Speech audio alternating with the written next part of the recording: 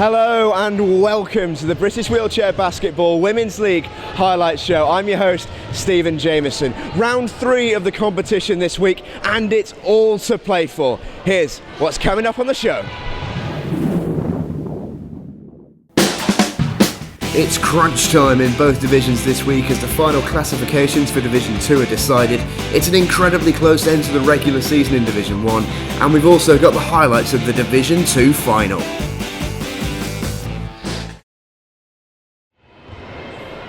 Well, on that evidence, what a fantastic show we've got coming up for you this week.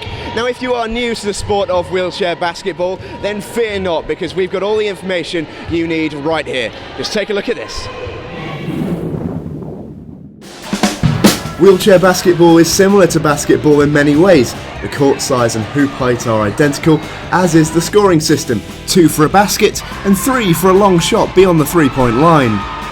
The rules are largely similar too, although travelling works slightly differently in this sport, with players only allowed to propel themselves forward in their chair twice without bouncing the ball. This sport is also non-contact too, however chair-to-chair contact is expected and allowed within reason. This sport is inclusive and caters for absolutely everyone, so a system is in place to balance the teams. Each player is individually classified according to their functional ability on a scale of 1 to 5, and teams are only allowed a set total on the court at any one time. The league is divided into 2 divisions. Division 1 contains 4 sides, whereas Division 2 contains 2 pools of 4 teams. Both divisions will end their seasons with the playoffs, which will determine their champions.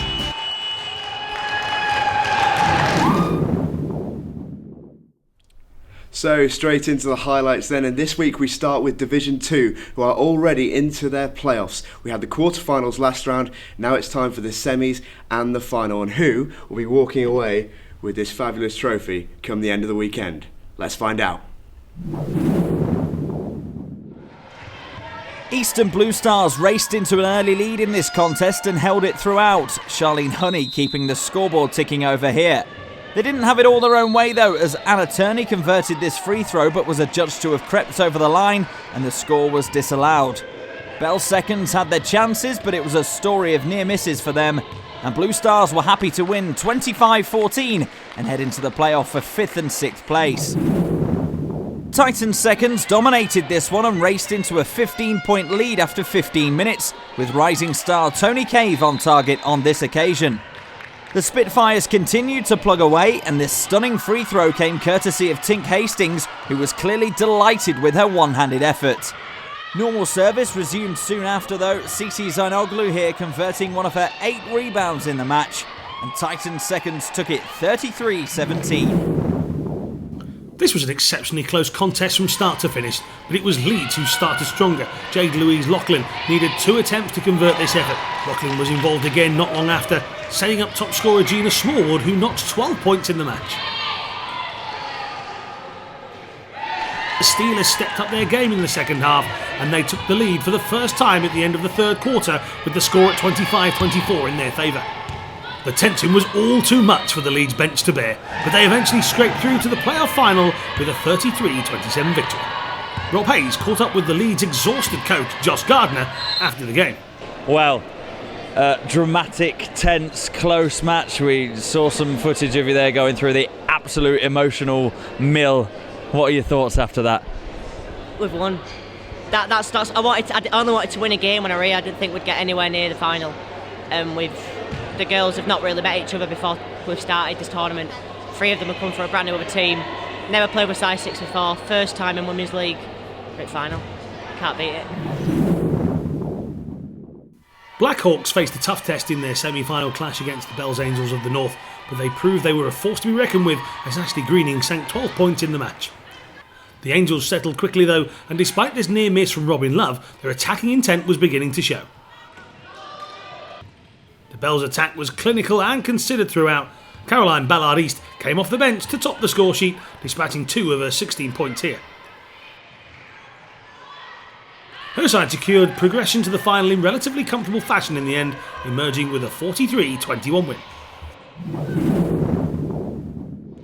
Bell Seconds and Spitfires traded blows all the way through their 7th and 8th place playoff. Morwenna Hastings led the way with 14 points for the Stoke side. Sophie Patterson was also on target with 6, but there was very little to choose between them throughout. Spitfires opened up the biggest lead of the match, going 22-17 in front with just 5 minutes to play. Bell's seconds rallied in the timeout in a bid to complete an unlikely comeback and eventually clinched an incredibly dramatic victory by a single point with just seconds to spare. It finished 25-24. Titans seconds took the lead early on and continued to widen the gap as the game went on. Ruth Eitel was full of smiles as she made it third time lucky for them here in unorthodox fashion. The impressive Megan Wood was in imperious form throughout, claiming 15 rebounds and 13 points for her side. The Blue Stars certainly weren't about to give up though, as captain Emily Scrivener set up Fiona Carey, who needed 2 attempts to finish. They won the final quarter 11-4, but it wasn't enough for a comeback, as Titans seconds claimed 5th place with a 35-27 victory. The Division 2 third-place playoff between Sheffield Steelers seconds and Black Hawks was an extremely close contest with very little to choose between the two teams. This breakaway basket by Leah Evans was characteristic of the fantastic weekend she enjoyed. Not to be outdone, the Black Hawks kept pace with their opponents throughout, with skipper Helen McGiven finishing off this fine team move. The scores were level at 34 each with just 8 seconds remaining when Black Hawks were awarded a free throw. Captain McGiven missed the first, but kept her cool to sink the second and seal third place for her side. Black Hawks 35, Steelers seconds 34. So then it all comes down to this. Division 2 is about to be decided. Will it be the Leeds Spiders Black Widows, or will it be the Bells Angels of the North? Who's going to take the Division 2 crown? Let's find out. Here's the action. Both of these sides qualify for the final, having gone through the regular and post seasons with 100% records, but something had to give in this game. The Bells made the more aggressive start, racing into a lead after Anna Jackson picked out Catherine Easton with a great pass for the number 7 to shoot straight into the net. Jackson was soon on the score sheet herself as the former Paralympian exchanged rapid passes with Robin Love to lay up for 2 more. The Black Widows quickly started to turn things around, and Caroline Bonner popped one off to Jodie Boyd-Ward to start the Leeds side back on the comeback trail, and it looked like it was going to be another long afternoon for Leeds coach Josh Gardner. Indeed, it was incredibly tight at half-time, with the Black Widows ahead by 1, 17-16. Both sides came out for the second half, and the Bells were quickly back on top after Easton turned provider here for Jackson to put 2 more on the board. And the reaction shows just how fierce the competition was in this one. Jackson was added again just moments later as the informed number 12 went alone from the right side to further the Bells' lead.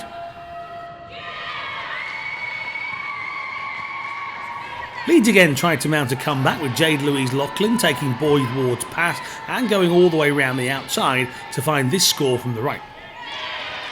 Leeds were struggling to keep in the game as the Bells threatened to stretch away, but Gina Smallwood was never going to allow that to happen if she could help it. And Leeds' leading scorer throughout the competition scored this super solo effort. The Bells though were brilliant going forward in this one, and as Caroline Ballard East picked out Robin Love to shoot for 2 more, it seemed like there was only going to be one winner. Leeds never quite know when they're finished though, and Jade Louise Loughlin picked up 2 more of her team-leading 9 points in this game to put Leeds in striking distance.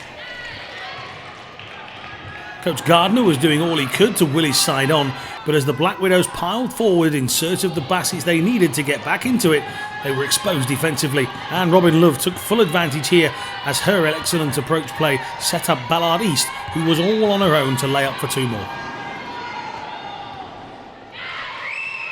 So after an exciting and entertaining battle, in the end it was the Bells Angels of the North who deservedly triumphed 36-26. They finished Division 2 season as champions after an undefeated campaign, and you could really sense just how much that meant. Leeds Spiders Widows may have lost the final, but there's plenty they can look back on with great pride. For the Angels though, the spoils, and they were absolutely delighted with them. Our man Rob Hayes caught up with a very happy coach Tina Gordon after the game.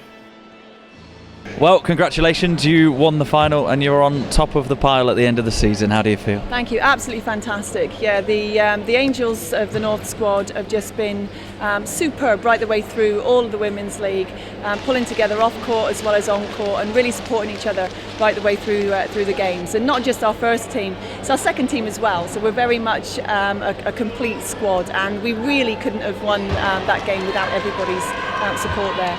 Just talk us through the final then. What kind of emotions were you going through as it got towards the closing stages? Yeah, it's yeah. I mean, I've always had faith in our girls.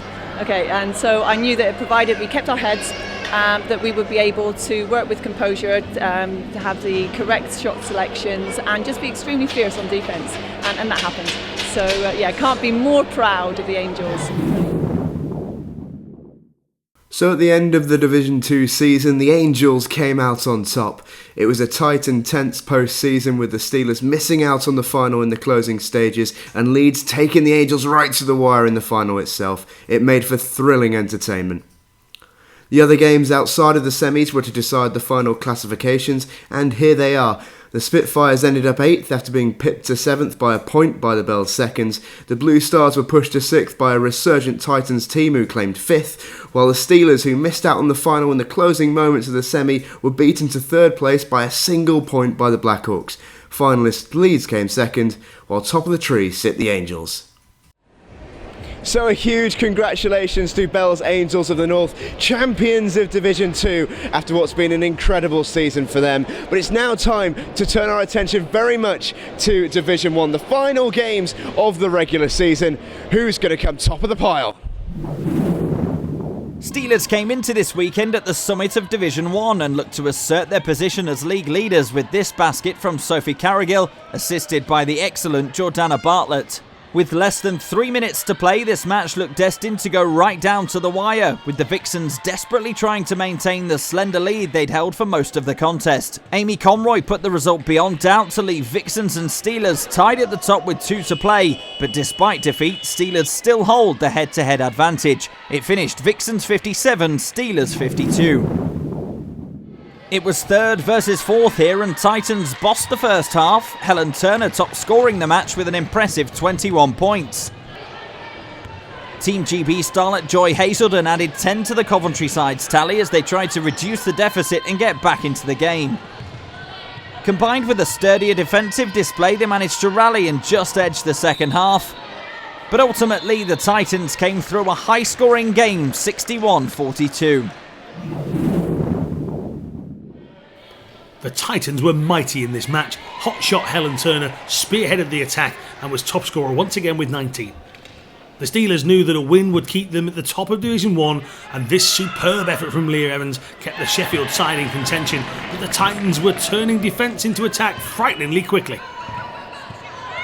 They were clinical again on this occasion, with Sarah Grady leading the breakaway and eventually toppled the league leaders 56-35. Meanwhile, on the adjacent court, the Vixens took full advantage of the Steelers' slip-up as they celebrated their 49-29 victory over the CWBA to take pole position once more. Rob Hayes caught up with the Vixens' head coach Scott Wallace after the game. Scott, it was tight for quite a long while in that match, but you showed your class and came through by a comfortable margin in the end. It's always difficult games playing this year. Every team is bringing something different to the matches.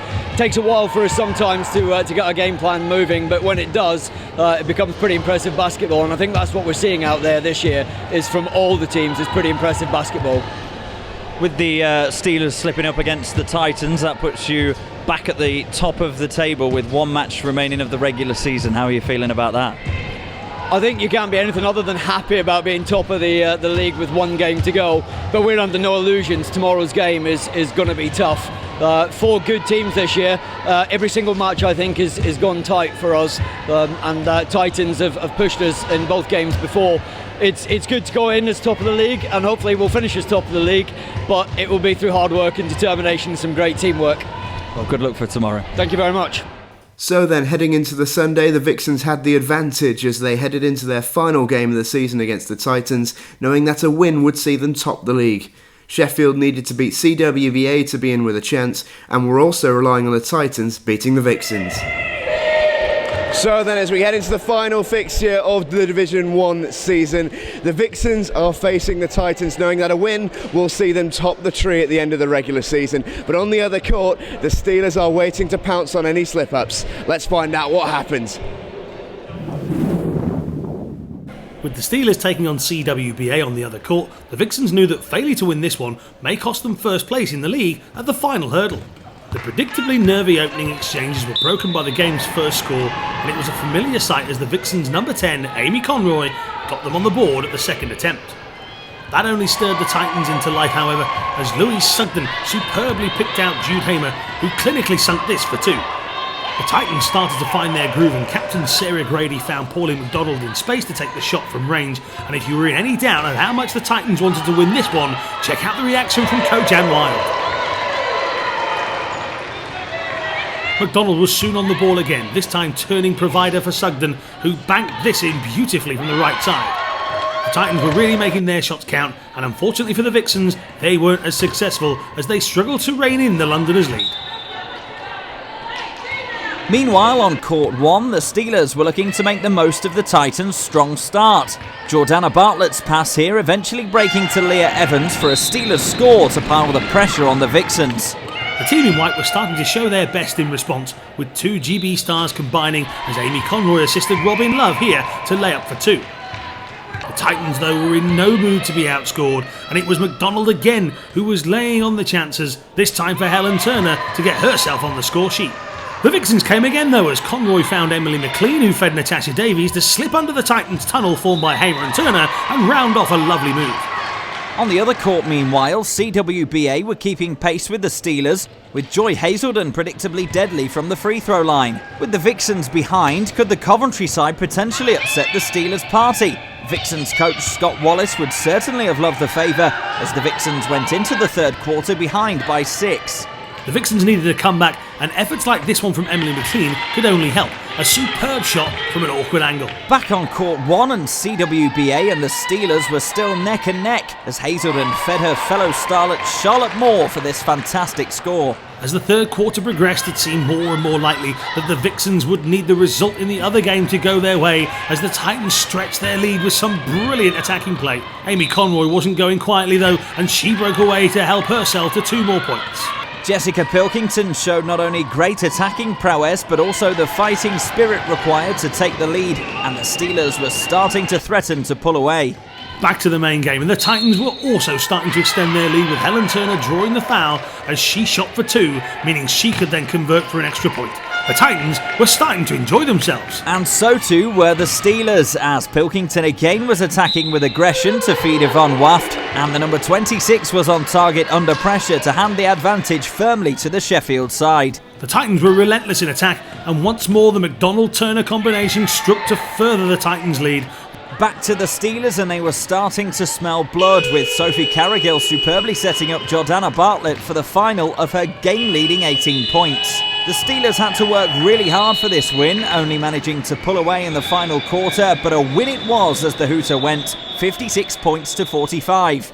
Despite the efforts of captain Claire Griffiths, who scored this stunning three-pointer, it looked like the Vixens were going to come up just short, and so it proved as the hooter blew for the final time in the Division 1 regular season. The Vixens were defeated 66-37 by a Titans team who will be delighted to pick up their first victory in 3 attempts against Scott Wallace's ladies. So the Steelers ended up on top of the pile, and Rob Hayes caught up with Jordana Bartlett after the game. Jordana, you scored 18 points in that match and you finished the regular season on top of the table. How do you feel? It's really exciting. So we did it last year, so we've kept our record. So it's really good. Just a mixture of players, new players coming back in, so it's good. Looking ahead to the playoffs, it's going to be a repeat of that match against CWA. Does that give you some confidence knowing you've beaten them in the last game of the regular season? Yeah, it gives us some confidence, but obviously they'll go back and train and work on the things that they need to work on, but also we'll go back and work. So, so it should be a good game when we meet them again. In the end then, it was the Steelers who came back to top Division 1 at the end of the regular season, after looking like they might have blown their chances with just a game to spare. The Vixens ended second on head-to-head, while the Titans finished third, just a point behind after an unbeaten weekend. CWBA make up the table in fourth. For the playoffs then, we'll see a repeat of the final fixtures in what's certain to be an enthralling weekend in Worcester in May. First place Sheffield will play fourth place CWBA, whilst the Vixens and Titans will meet again. The winner of each game will head into the final.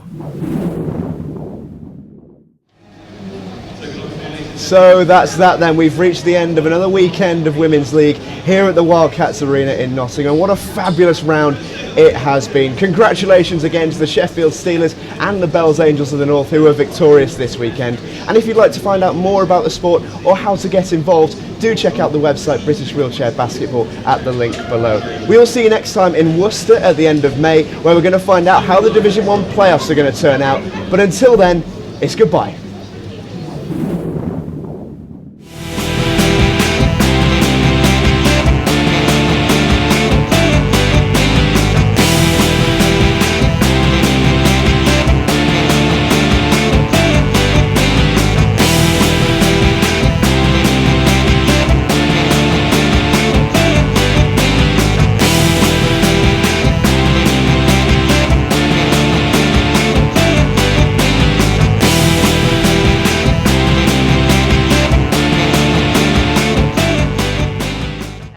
Maybe feel a bit younger again.